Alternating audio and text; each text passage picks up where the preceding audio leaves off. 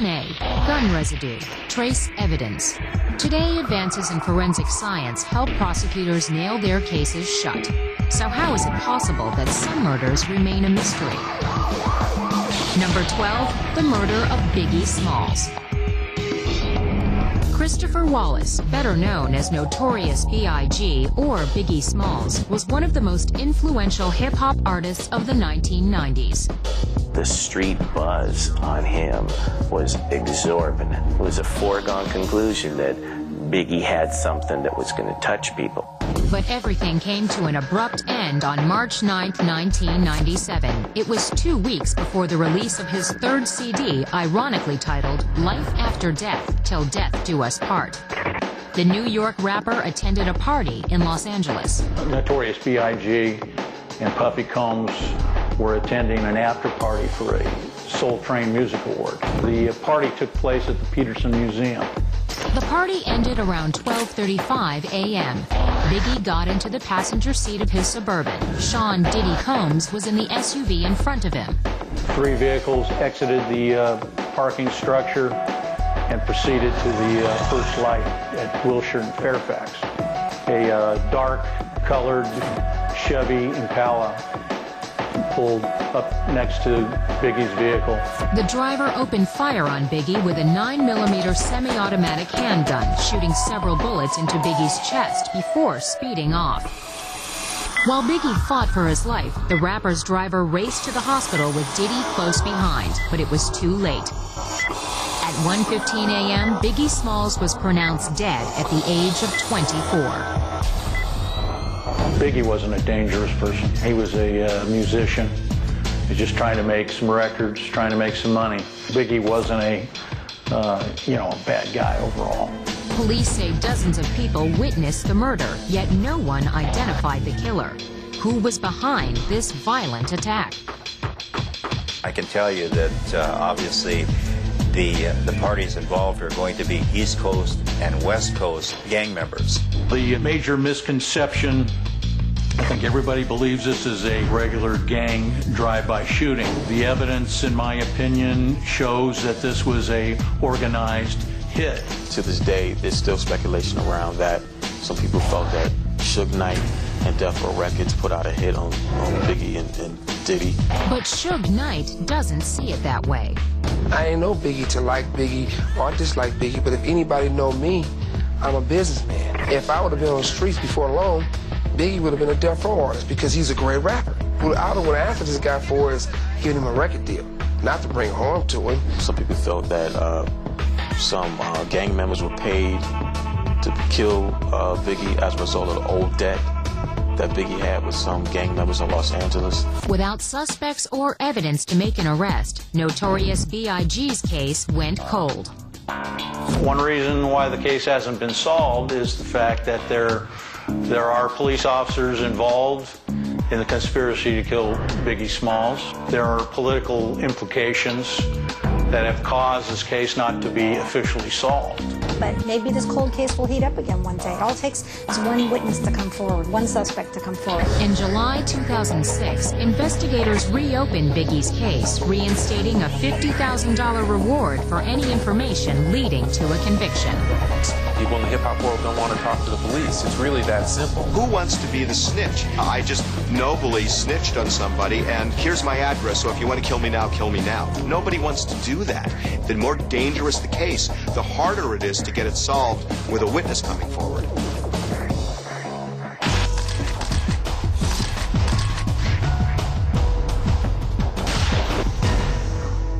On July 15, 1997, a world-famous designer bought his morning paper. His assassination an hour later became front-page news. Number 11, the murder of Gianni Versace. To the world of fashion, he's definitely a legend because he was so different. He created a style that you could not compare with any other designer. By the summer of 1997, Miami resident Gianni Versace was a bold and innovative presence in the fashion world, with Hollywood's red carpet. He did a lot of fun things. He took a lot of chances that weren't traditional. I think that he opened a lot of doors for some designers, too, to get a little crazier. With sales topping more than $560 million, life never seemed better. He's distinguished from other designers simply because he did what he did. He never did things that were aimed at trendy stuff. It's just what he did turned out to be very, very popular. But on the morning of July 15th, Versace's world was destroyed. At 8:30 a.m., he returned home from a walk and opened the gate to his mansion. Without warning, a man approached and shot Versace point blank in the back of his skull. The killer fired one more shot and fled the scene. The king of fashion was dead. Friends inside the house raced out and discovered Versace's lifeless body lying in a pool of blood. I was actually notified right away because I was on my way to work when this call came out, so I heard it on the radio come out.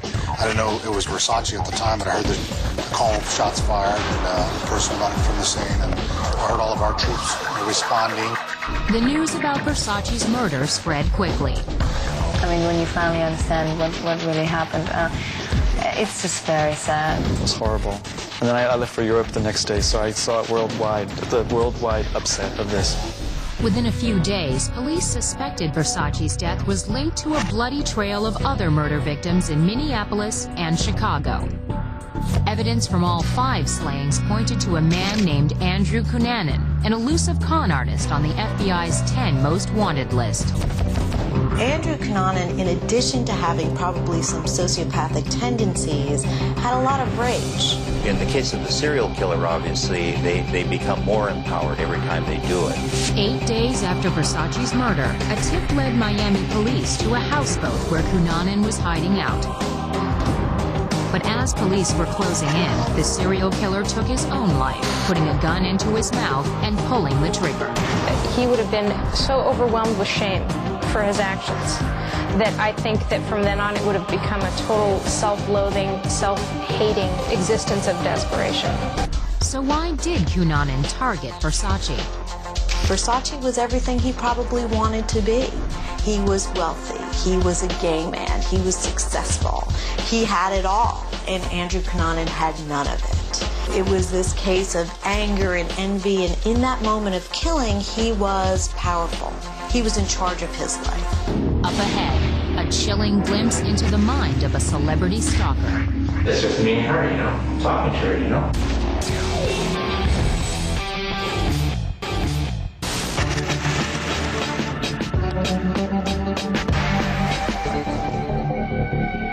Hogan's Heroes star Bob Crane was a beloved TV actor. His easygoing personality and fast wit won him friends and fans. But what he did behind closed doors led to quite a few enemies. Number 10, Bob Crane. The first blow opened up Crane's head at the scalp. The second hit crushed the actor's skull. The killer then grabbed a VCR cord and strangled him. But Bob Crane was already dead. He was 49. The reason there's a bit of overkill, somebody wanted to do extreme violence, so there was a case of some anger and rage just against the person of Bob Crane. It was horrific with a camera tripod. I mean, his head was a pulpy mess when they found him. On June 28, 1978, police found more than just a grisly murder scene. 50 pornographic videotapes were discovered in a closet, along with photo equipment in the bathroom. He would use this equipment to take photos of himself with maybe 2 or 3 or 4 people, you know, all at the same time. He had one of the first home video cameras ever marketed, and he liked to tape himself having sex with women, lots of women. Clearly, the fun-loving actor had a secret dark side. In his private life, he was dealing with some pretty serious demons. He achieved this greatness because of his success and luck, and then part of his identity couldn't tolerate it, so he created this underworld that felt comfortable for him, and it just collided in this horrible way.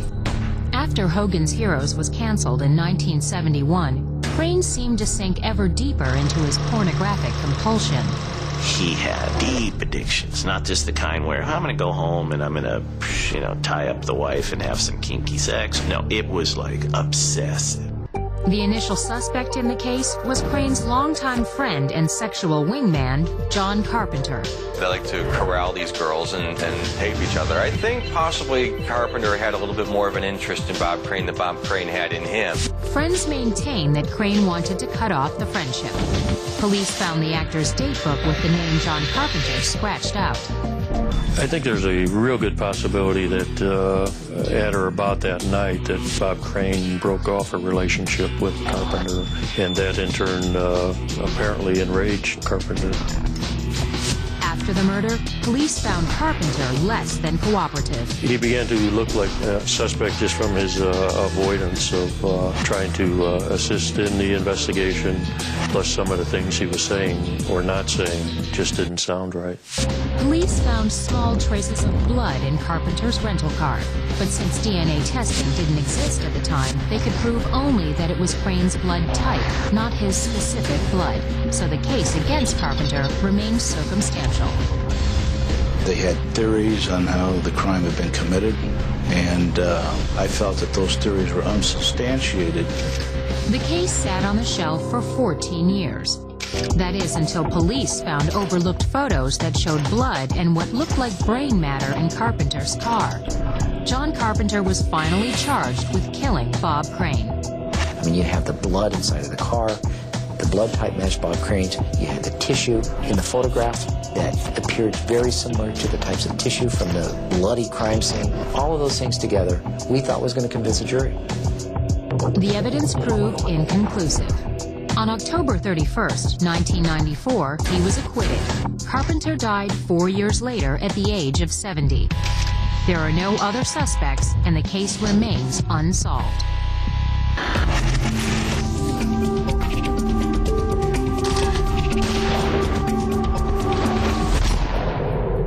Celebrities and entertainers would not be who they are if not for their fans. But at what point does fan become fanatic? Number 9, the murder of Rebecca Schaeffer. Rebecca Schaeffer is a horrifying Hollywood story because this is innocence gunned down. In the 1980s, actress Rebecca Schaeffer began climbing the Hollywood ladder of success as the co-star of My Sister Sam. Such a gorgeous, clean, down-home girl, really good actress, obviously very beautiful. Rebecca had many admirers, including an eager fan in Tucson, Arizona, named Robert John Bardo. Bardo was an emotionally unstable high school dropout. All the teachers commented on the fact that he was very isolated and exhibited no social skills. Bardo's adoration for the young star turned into an obsession. He wrote dozens of letters to Rebecca. In return, Bardo received a personal postcard and an autographed photo, but he wanted more. He had been obsessed with her, had written her constant letters, had told her that he was going to be with her, he was going to marry her, that he would come down and be with her one day. Well, he actually did that. In 1987, Bardo went to Los Angeles twice and tried unsuccessfully to visit Rebecca on the set of her show. Stalkers often feel like they aren't somebody unless somebody loves them. So there's really this hole, and so they're trying to achieve a feeling of, I am worthy, I am lovable. 2 years later, Bardo hired a private investigator to locate Rebecca's home address. At the time, you know, she lived in an apartment where you could literally walk right up to the door. In the early hours of July 18th, 1989, 19-year-old Bardo arrived by bus in Los Angeles. He found Rebecca's building and buzzed her apartment. So I introduced myself. I'm Robert Bardo from Tucson, Arizona. I said, I'm a fan of yours, After a friendly exchange, Bardo left. Bardo went to a nearby diner, then realized he forgot to give Rebecca a note he'd written. I figured since I was there, I could ask her, just go back to her place and ask her, and give her that letter, Plus, I want to use that letter as an excuse to bring her to the door so we could talk with her so she'd come out just like before and we'd talk, Then he went into the bathroom and loaded his .357 Magnum pistol. At 10:15 a.m., Bardo returned to Rebecca's building and buzzed her again. Rebecca came downstairs. Grabbed the door. Gun still in the bed. It was wrong. Grabbed it on the